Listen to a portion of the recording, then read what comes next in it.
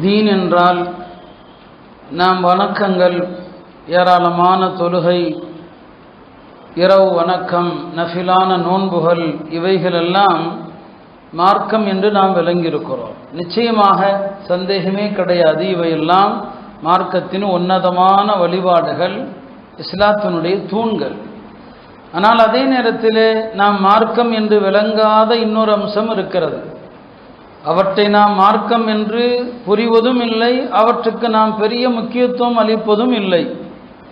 ஆனால் அது உண்மையிலேயே மார்க்கத்தின் மிக உயர்ந்த இடத்தை பெறக்கூடியவை. அவைதான் அஹ்லாக் என்பது. உலமாக்கள் சொல்வார்கள், அல் அஹ்லாக்கு தீனுன். நம்முடைய நற்குணங்கள் இருக்கிறதே, உயர்ந்த பண்புகள், அவை மார்க்கம், அது தீன் என்று சொல்வாங்க. இன்னும் சொல்ல போனால் உங்களுடைய வழிபாட்டுகளுடைய பலன், நீங்கள் செய்யக்கூடிய வணக்கங்களுடைய பலன், அது உங்களோடு நிற்கக்கூடிய, முடிந்துவிடக்கூடியது. நற்குணங்களுடைய பலன் இருக்கிறது, அது உங்களை தாண்டி மற்றவர்களுக்கு போய் சேரக்கூடியது. எனவே ஒரு வகையிலே நற்குணங்கள் இந்த வழிபாடுகளை விட சிறந்தவை. எனவே தான் நபி ஸல்லல்லாஹு அலைஹி வஸல்லம் அவர்கள் மக்களை அதிகமாக சொர்க்கத்திலே கொண்டு சேர்ப்பது எது? நற்குணம். மஹ்ஷரிலே தராசிலே கனமாக இருக்க போவது எது? நற்குணம். ரசூல் ஸல்லல்லாஹு அலைஹி வஸல்லம் அவர்கள் இங்கெல்லாம் வணக்கத்தை விட குணங்களை தான் முற்படுத்துறாங்க. எனவே அருமையானவர்களே, பெருமானார் ஸல்லல்லாஹு அலைஹி வஸல்லம் அவர்களுடைய வாழ்க்கை அதிகமாக பேசப்படுகிற இந்த மாதத்திலே அவர்களது குணத்தை அல்லாஹ் பாராட்டும் போது, இன்னக லஅலா ஹுலுகின் அதீம் என்று அல்லாஹ் சொல்கிற போது, அவர்களது வாழ்க்கையின் அந்த உயர்ந்த குணங்கள் எப்படியெல்லாம் எந்தெந்த இடங்களிலெல்லாம் வெளிப்படுகிறது. இன்றைக்கு அந்த நல்ல பண்புகள், நல்ல குணங்கள், அதிலிருந்து நாம் எவ்வளவு விலகி நிற்கிறோம் என்பதை ஒரு கணம் நாம் எண்ணி பார்க்க கடமைப்பட்டிருக்கிறோம். எனவே ரசூல் ஸல்லல்லாஹு அலைஹி வஸல்லம் அவர்களது அந்த உயர்ந்த பண்புகளுடைய விஷயங்களைத்தான் இன்றைய உறவிலே நான் குறிப்பிட போகிறேன். அருமையானவர்களே, பெருமானார் ஸல்லல்லாஹு அலைஹி வஸல்லம் அவர்கள் ரஹ்மத் என்று அல்லாஹ்வே சொல்லிவிடுகிறான். வமா அர்ஸல்னாக இல்லா ரஹ்மத்தல் லில் ஆலமீன். அவர்களது எல்லா செயல்பாடுகளிலும் இந்த ரஹ்மத் என்கிற, இந்த கருணை என்கிற இந்த தன்மையை நீங்க பார்க்கலாம். ரசூல் ஸல்லல்லாஹு அலைஹி வஸல்லம் அல்லாஹ்வுடைய அருள், அல்லாஹ்வுடைய கருணையை ஒரு பக்கம் சொல்லிக்கொண்டே இருப்பாங்க மக்களுக்கு. அல்லாஹ் எவ்வளோ பெரிய கருணையாளன்னு சொல்லி உதாரணங்கள் மூலமாக சொல்லுவாங்க. ஒரு போர்க்களத்திலே போர் முடிந்த பிறகு ஒரு அம்மா, அந்த அம்மா எதிரி இனத்தை சார்ந்த ஒரு பெண்மணி, போர்க்களத்தில் கணவன், குடும்பம் எல்லோரையும் இழந்து அந்த அம்மா தவிக்கிறது. புரியுதா? அந்த அம்மா என்ன செய்றாங்க, குழந்தைகள் எல்லாம் இருக்கிற இடத்திற்கு வந்து தேடுறாங்க.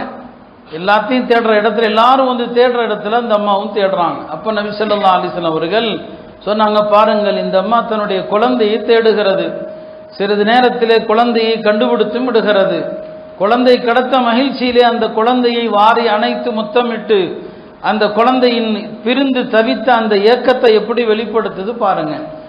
இந்த குழந்தை தண்டிக்கப்படுவதை இந்த தாய் விரும்புவாளா? இந்த குழந்தை நரகத்தில் போடப்படுவதை அந்த தாய் விரும்புமா என்று சொல்லிவிட்டு அல்லாஹ்வுடைய கருணையை சொன்னாங்க.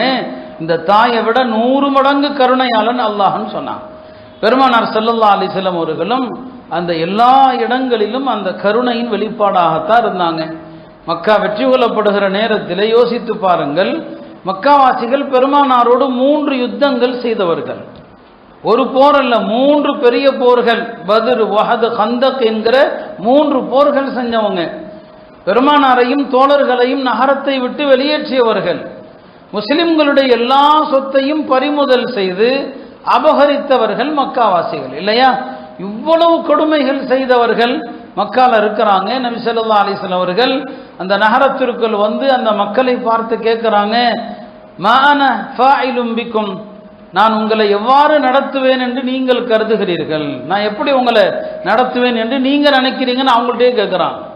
அந்த மக்கள் என்ன சொன்னாங்க? அஹுன் கரீம் இப்னு அஹின் கரீம், நீங்கள் ஒரு கண்ணியமான சகோதரர், எங்களுக்கு ஒரு கண்ணியமான சகோதரருடைய மகன் என்று அந்த மக்களும் சொல்றான். உடனே நபி ஸல்லல்லாஹு அலைஹி வஸல்லம் சொன்ன வார்த்தை என்ன? இத்ஹபு ஃபஅன்துமுத் துலகா, செல்லுங்கள், நீங்கள் எல்லாம் எந்த விதமான தண்டனையோ விசாரணையோ இல்லாத சுதந்திர மனிதர்கள். எந்த தண்டனையும் இன்னைக்கு உங்களுக்கு கிடையாது.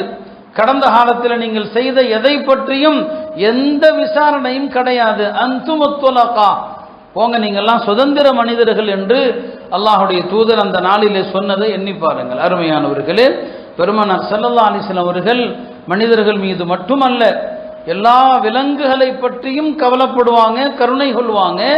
ஒரு மனிதர் ஒரு ஆட்டுக்கு முன்னால இன்னொரு ஆட்டையும் கிடத்தி வைத்து கொண்டு அறுக்கிறார். நாம் குர்பானை காலங்களில் கேள்விப்படுவோம், ஒன்றை பக்கத்தில் வைத்து இன்னொன்றை அறுக்கக்கூடாது என்று.